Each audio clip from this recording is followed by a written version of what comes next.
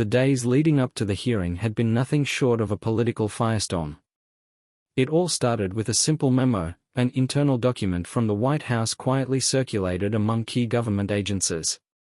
It bore a clear directive, effective immediately: all foreign aid will be frozen for a 90-day review period.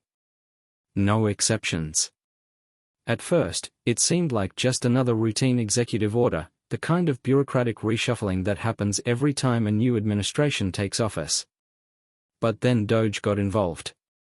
The Department of Government Efficiency, DOGE, a relatively new oversight body championed by Elon Musk, wasn't like the usual Washington bureaucracy.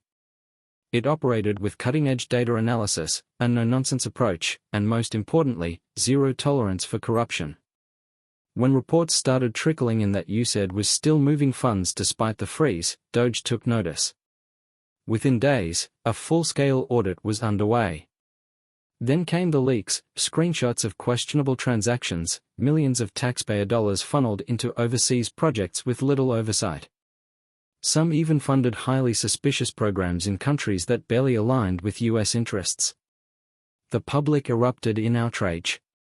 Wait a second, we can't even fix our own water in Flint, Michigan, but we're funding diversity musicals in Ireland?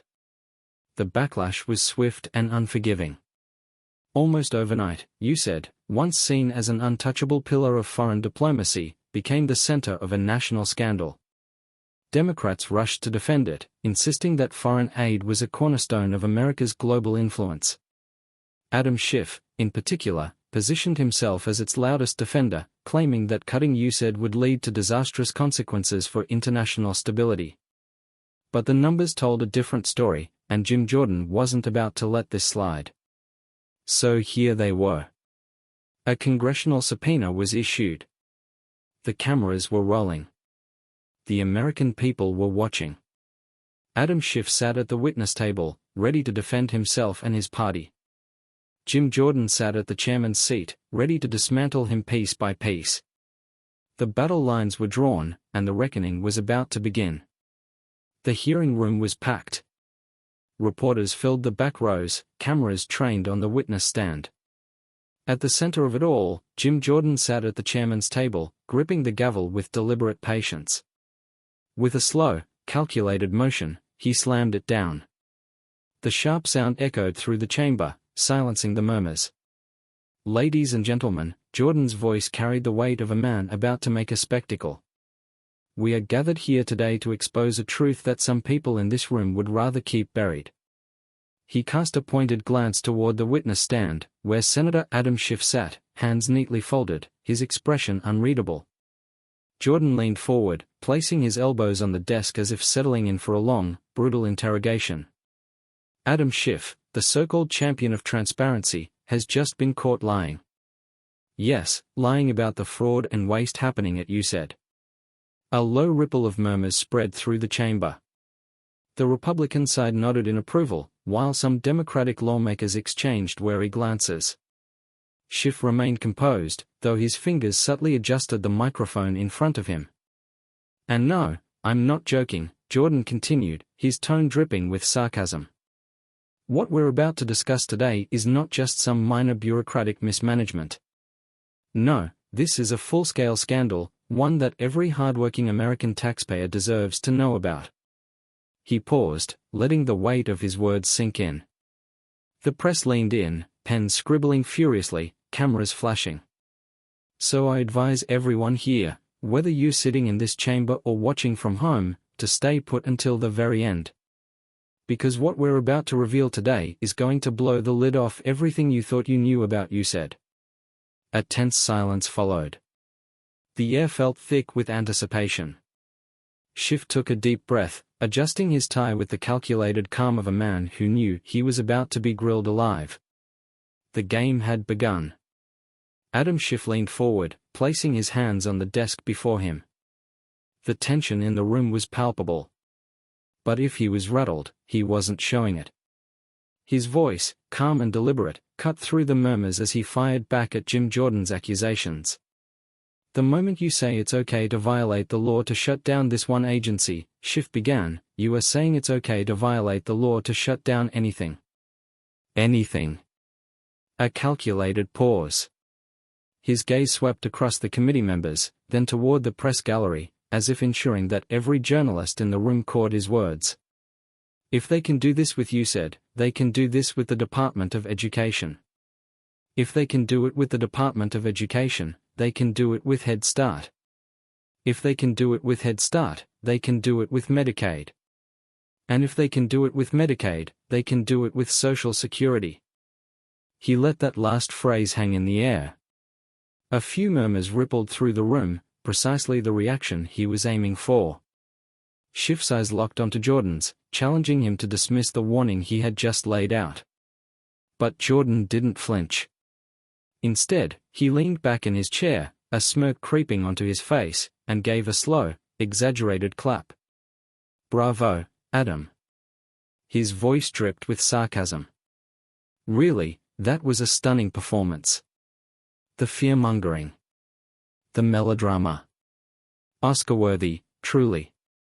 A few chuckles erupted from the Republican side of the room. Schiff's jaw tensed slightly, but he maintained his composure. Jordan sat up, his smirk turning into something sharper. "Let me break this down for the folks watching at home," he said, turning to the cameras. "What Adam Schiff is doing here is classic fear tactics.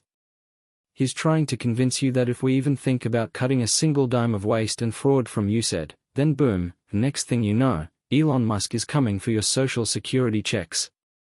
A few reporters scribbled furiously, some glancing at Schiff for his reaction. Jordan shook his head, feigning disbelief. "Come on, Adam. How stupid do you think we all are?"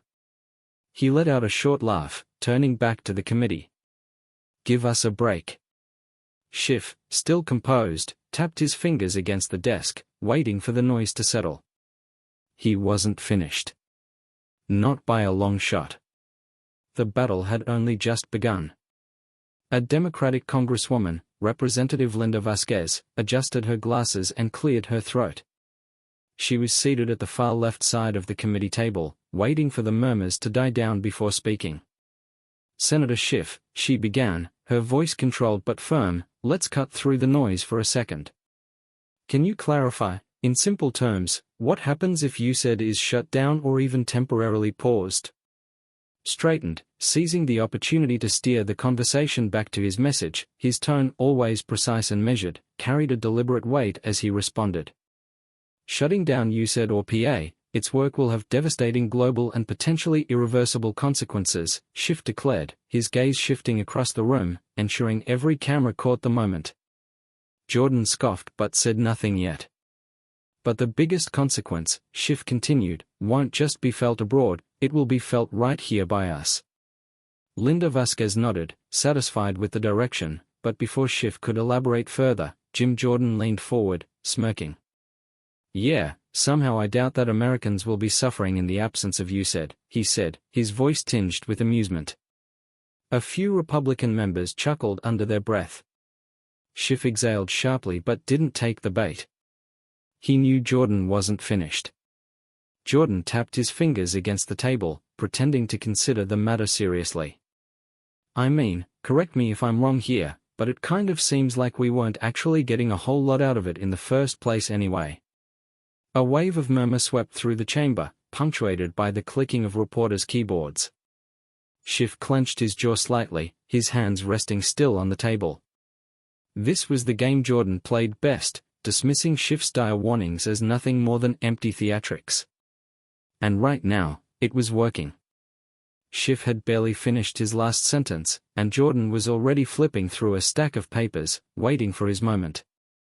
"All right, Adam, let's talk about USAID's foreign recipients for a second," Jordan announced, his tone light but laced with something sharper. "I've got something here that I think might be of interest to you and everyone else in this room." He turned to a staffer, who clicked a remote, and suddenly the giant screen behind them flickered to life. A video began playing, a press conference from Rwanda's president. The room quieted. Schiff's eyes narrowed slightly, his posture stiffening. On screen, President Paul Kagame stood at a podium flanked by advisors. His voice was clear, steady, and, most importantly, not what Schiff wanted to hear right now. Even though it will hurt us as Rwanda, which depends on some USAID to fund our healthcare and development, Kagame admitted, pausing for emphasis, I think from being hurt, we might learn some lessons, to not do things we don't do that we should be doing. A wave of murmurs swept through the hearing room. Schiff remained motionless, but his jaw tensed just slightly. The video continued. That's why I'm saying, yeah, this aid thing, which I've never been a friend of as much as I've been a beneficiary of it. The screen cut to black. A brief silence followed, and then Jordan struck. Wow, he said, dragging out the word just enough to make it sting.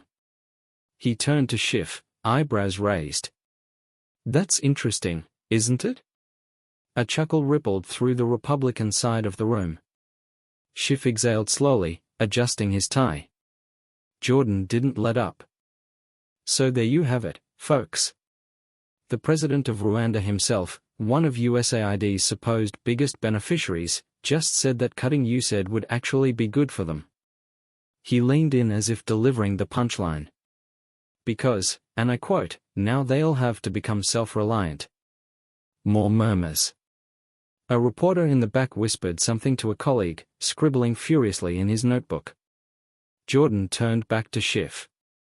Tell me, Adam, are you still going to sit here and say that cutting USAID would be devastating? Schiff's fingers curled slightly against the table. He had prepared for a fight, but this was not the clip he wanted played today. The room had barely settled from the Rwanda video before the next blow landed from the Republican side of the committee. Representative Mark Holloway, a staunch Trump ally, leaned forward, his voice sharp. Senator Schiff, let's cut to the chase. Why did your administration try to block the Department of Government Efficiency from investigating USAID? Schiff adjusted his mic, his jaw tightening ever so slightly. That's not an accurate portrayal of events, Congressman Holloway. Oh? Holloway shot back. So you telling me there was no attempt to circumvent the Trump administration's executive order freezing foreign aid? Schiff didn't answer immediately. Instead, he shifted in his seat. That pause was all Jim Jordan needed. Let's turn quickly to the funding freeze, Jordan interjected smoothly, taking back control of the floor. How does all of this fit into the bigger picture? Well, I'll tell you. He picked up a document from the stack in front of him and held it up for dramatic effect. There was a memo, one we all saw. It froze all federal funding, federal loans, and assistance. Chaos followed. The media went nuts. People lost their minds. Jordan lowered the paper slightly, letting his words sink in. But you know what? That memo wasn't just a random decision. No. It was an executive order from President Trump, one that put a 90-day pause on all foreign aid. And let me tell you something, folks. That 90-day freeze, it wasn't just about saving money. No. It was a trap. A small gasp echoed from somewhere in the audience. Schiff exhaled sharply, but Jordan wasn't done. Yeah, you heard me. A trap. President Trump put that executive order in place specifically to catch fraud and abuse. He glanced down at his notes, flipping a page for emphasis. January 21st, the man walks into the White House and starts signing executive orders. And one of them? Pausing foreign aid for 90 days. Sounds reasonable, right? Take care of our country first, make sure we're not throwing cash down the drain. Seems like common sense. Jordan turned back toward Schiff, but his tone had shifted, now calmer, but sharper. Then just a few days later, we start getting reports. USAID's leadership? Oh, they weren't happy. They start looking for ways around it. They try to keep paying people even though the executive order was crystal clear. A few Republican members shook their heads knowingly while Schiff kept his hands clasped tightly together on the table. Jordan continued. Well, guess who noticed? He let the name sit for a moment. So Elon Musk and his team do something real simple. They check to see which federal organizations are straight up ignoring the executive order. Jordan leaned in, placing both hands flat on the table. And guess what? Turns out USAID was at the top of the list. A low murmur spread through the room. Schiff remained silent, his lips pressing into a firm line. Jordan smiled, tapping his fingers lightly against the table. So that became our focus. The hearing room felt like it had shrunk. Every camera was now squarely focused on Xi's reaction. For the first time in the session, he looked like he was playing defense. The room was still buzzing from Jordan's revelation, but before Xi could regain his footing, Representative Antonio Delgado picked up where Jordan left off. He flipped through a thick folder before glancing up at Schiff, his expression unreadable. Senator Schiff, Delgado began, would you care to explain why USAID actively obstructed DOJ's investigation? Xi blinked, his lips pressing into a firm line. I'm not sure what you're referring to. Congressman Delgado raised an eyebrow, then casually held up a document. According to NBC reports, security officials at USAID tried to prevent DOJ from even getting into the building, let alone accessing their systems. A low murmur swept through the room. Schiff shifted slightly in his seat. Delgado leaned forward, his voice steady but sharp. Tell me, Senator, why would USAID block an oversight body from reviewing their financials? Schiff opened his mouth, but before he could get a word in, Jordan interjected, his tone now sharper, more aggressive. Antonio, I think we both know the answer to that. Jordan let out a short laugh, then turned back to the cameras. The person who fights the hardest to keep you out, that's usually the person with the most to hide. The Republican side of the committee nodded in agreement while Schiff inhaled sharply, trying to keep his composure. Jordan continued, his voice gaining momentum. But guess what? Over the weekend, DOJ gained access to USAID anyway. A beat of silence. Schiff's fingers tightened around the edge of the desk. Jordan reached for another document, this time a printed-out screenshot. And once that happened, well, let's just say things got real interesting. He turned the page toward the cameras. People started tweeting out all the insane ways USAID was spending taxpayer dollars.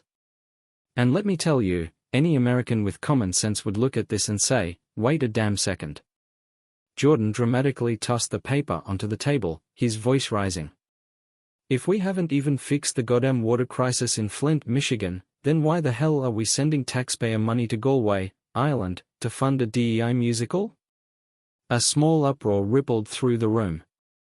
Some Republicans chuckled, while even a few Democrats looked uncomfortable. Schiff rubbed his temple, exhaling slowly. He knew what was coming next.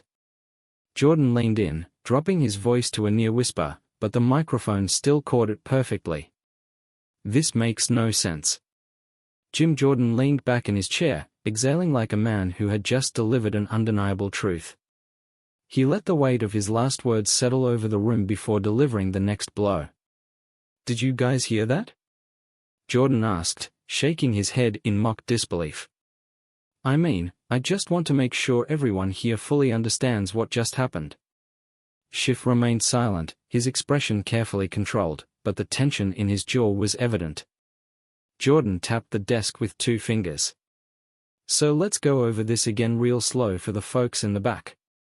Trump's executive order that froze foreign aid for 90 days? Turns out it was actually a genius-level trap. He let the word trap hang in the air. A few gasps and murmurs rippled through the chamber. Some reporters in the back scribbled furiously, while others exchanged glances. Schiff shifted in his seat, arms still crossed but noticeably tenser. And you said, Jordan continued, his grin widening, oh, they walked right into it. He spread his hands like a magician revealing a trick's grand finale. Ladies and gentlemen, this is why we voted for President Trump. The Republican side murmured in approval while a few Democratic lawmakers rolled their eyes. Schiff, for his part, didn't react, but he didn't need to. The optics weren't in his favor. Jordan leaned forward again, voice lowering just enough to feel conspiratorial. All Trump had to do was set the bait and wait. He smiled. And guess which corrupt government agency took the bait first?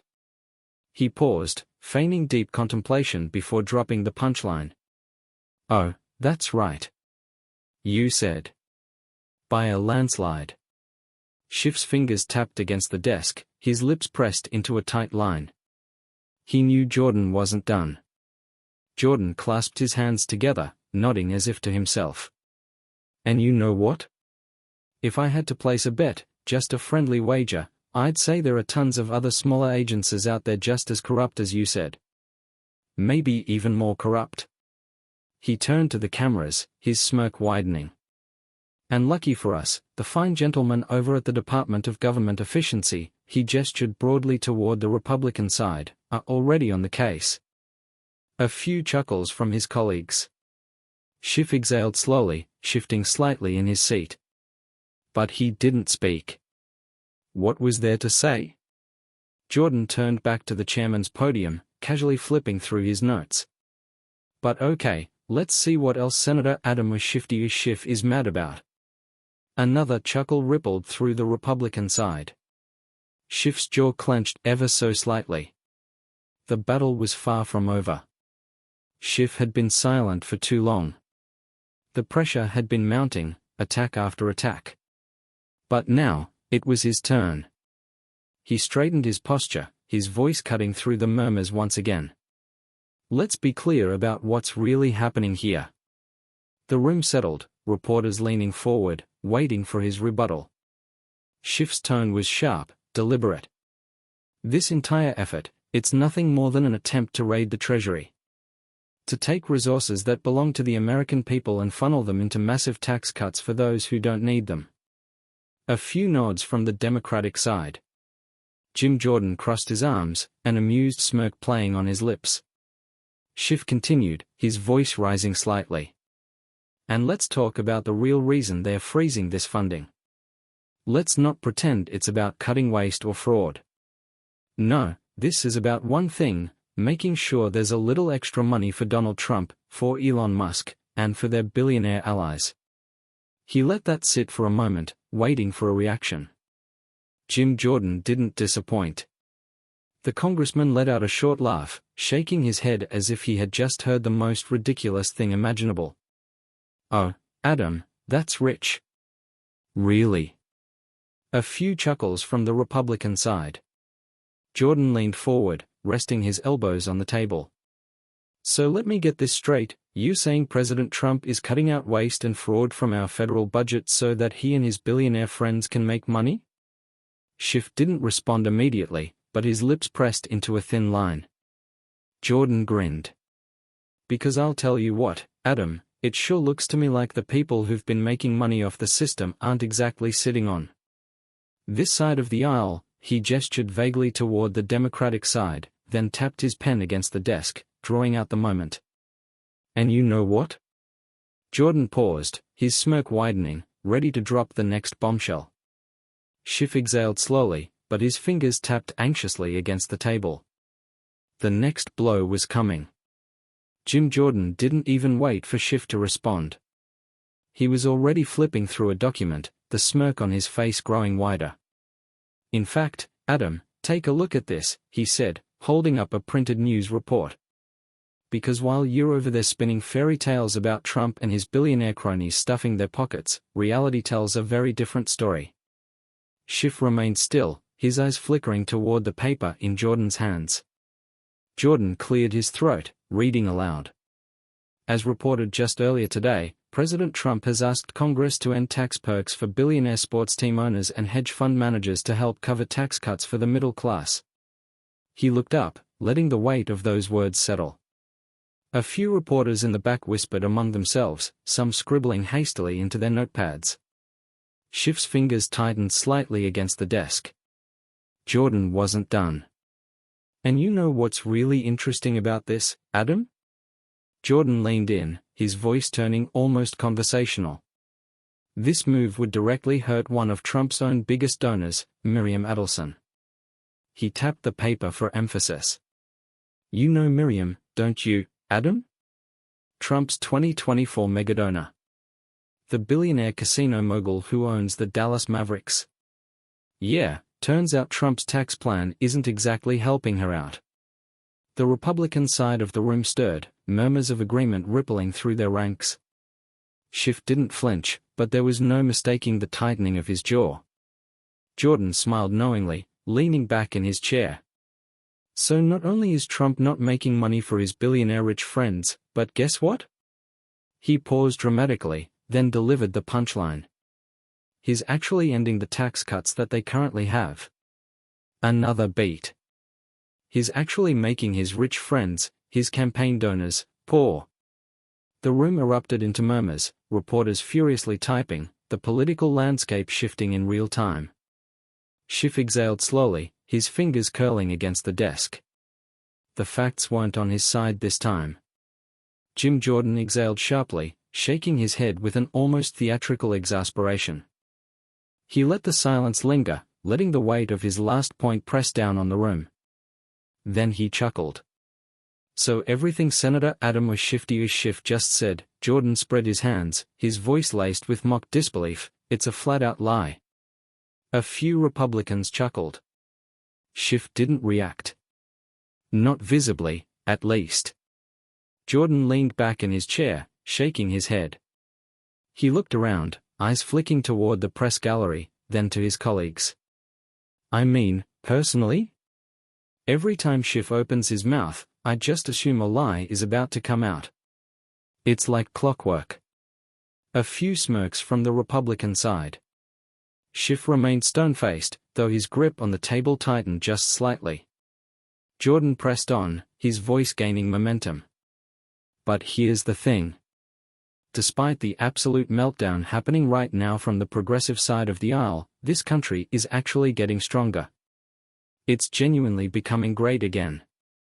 A few murmurs from the Democratic side. Jordan ignored them. And guess what? He tilted his head. It's going to keep on happening, whether Adam Schiff and his friends like it or not. They can kick, they can scream, they can throw every tantrum they want. He gestured toward Schiff as if to say, case in point.